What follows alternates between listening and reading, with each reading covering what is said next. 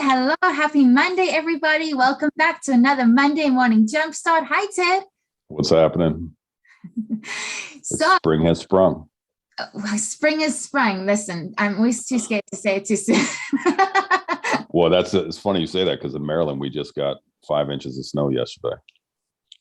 True story. Well, Ted, should we fake it? Should we fake like it's spring? We're going to bring a new topic today. You know, I think that this is something we're going to agree and disagree on. So it might be a first time in AWAI history that I go against Ted. But Ted, tell us your take on the concept of fake it till you make it. What are your feelings when we talk about this? Yeah, well, the feelings, the first thing, it kind of gets me. You know, it gets me going because, my immediate reaction is like, that's BS. And it's not something that I would ever coach somebody to do. Okay. And it's not something that I've practiced. Surely that I have not practiced it since I incorporated 12 years ago. Right. Okay. And I remember back to when I incorporated, I was reaching out for advice and guidance and coaching. And all too often, I think everybody was using, and they actually use that language, which I'll get to. Maybe it's the language that bangs me up, this idea of fake it till you make it. But I mean, I got practical advice about go out there and just do it. And there's truth to that part, like go out there and do it. But I was getting like, buy a good suit, probably a suit back then that wasn't me. I remember specifically somebody tell me to buy an expensive pen because when you sign a contract in front of a client, you want them to think. Buy a nice briefcase. Like there was all. And so I think probably that experience has me going, now listen, I'm also the guy that's mantra, stay true. Okay, right. Yeah. Right. And so you have to understand that for me, the very language of fake it till you make it flies in the face of what I believe most people are screaming for, which is authenticity. Mm-hmm. And something that I have had an internal struggle with my entire life. And like, it's one of my biggest battles in life is to be authentically me, both in my personal and professional life. And so when I hear fake it till you make it, I believe most people are powerful in that overused word of their very authentic selves. And so the language around fake it till you make it. So that's one level that it kind of bangs me up. The next level is, I also think it gets people in trouble in business. Okay. Right. And what I mean by that is sometimes we fake it till you make it and we wind up with clients that don't really line up with our skill set, what we say we do, because we start grabbing anything and everything to try to create levels of business. And so this idea of fake it till you make it, sometimes, hey, can you write a white paper? Of course I can. I can write a white paper. You've never written a white paper before. But this is an important point, nor do you have a desire to. Okay, that's but those two things you've heard me over and over again, and I'm gonna say it over and over again on these Monday. I want fulfillment and prosperity for people that jump in the ring with me.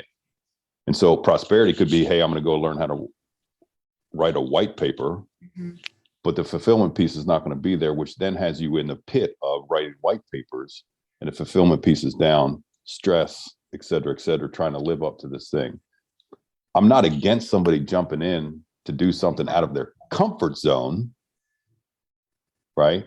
Yeah. So, I mean, I could riff about this one, but first of all, my answer is long to your initial question, but my initial answer is it bangs me up because I go, I don't want to coach anybody to fake it. I also don't want I want people to present themselves as capable and able to do the job. And I also want people to take on things that maybe they don't feel comfortable with, but fake it. Maybe it's the language, Jade. Maybe I'm banged up on the language.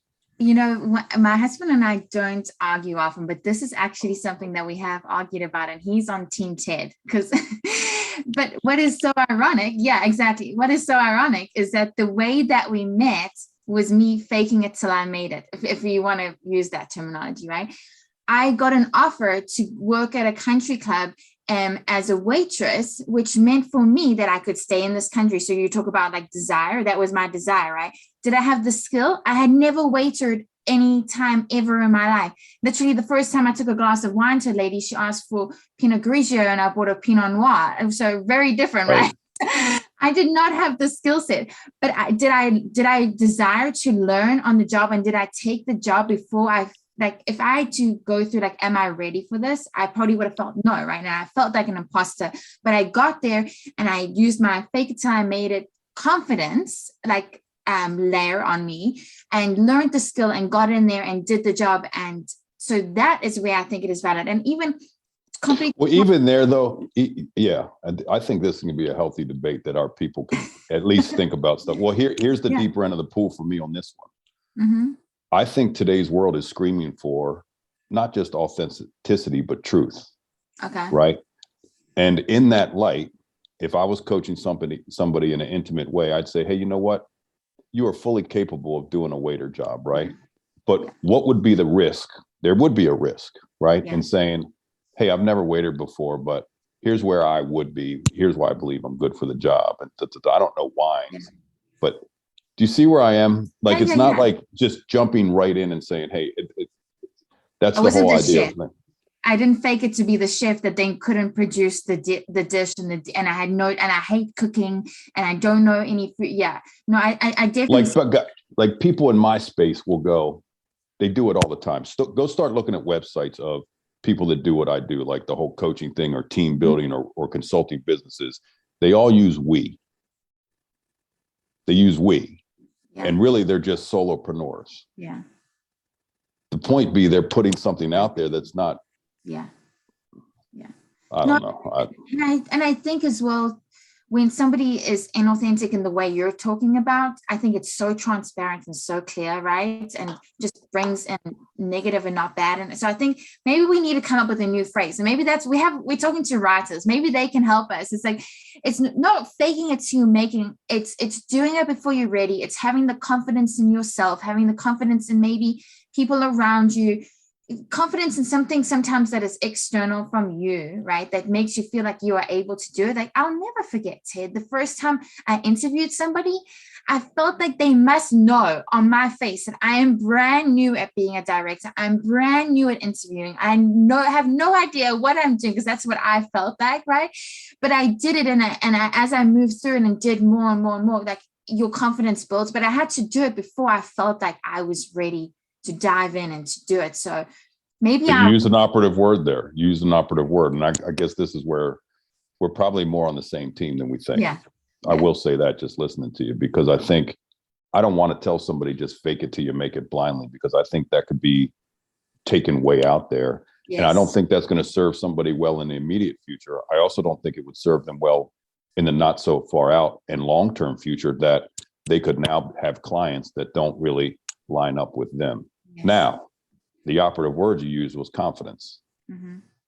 I'd rather address that. Okay. I'd rather, in a coaching thing, say, do you have the confidence to step in? Do you have the confidence to tackle something that you've never done before? Yeah. To me, that's why I say we're probably on more of the same team than not, because it probably is the language and how I think the language is interpreted by people. Yeah. And how that turns into action and inauthenticity and presenting yourself as something. And then all of a sudden you're in a position to do something that you're really incapable of doing, which happens. What if we turn this around? And this is completely impromptu, so Ted might completely shoot me down. What if we say, have the courage to do it before you feel like you're ready to do it? Do you prefer that? I think that's an element of it. Yeah. Okay. I absolutely think that's an element of what we're trying to get at when we say fake it till you make it, right? And take things before you're ready, or even try things that forces you to learn something in the space that you work in, whether it be writing or anything else. I agree with that. I do agree with that. Because I do think being an entrepreneur at its core is so courageous, right? And that is even a writer, whatever you want to call yourself, however you want to brand it, 90% of you're going to go out in this as an entrepreneur because you're your own business, right? And I think that is courageous at its core. But I feel like you brought in a new topic that we'll have to get into next week, this idea of authenticity and who are you and who are you presenting yourself as. So how about we end it on courage and we get into authenticity next week? How does that sound? I like it. I like it. Okay, well, have a wonderful day, everybody. We'll see you next week. See you.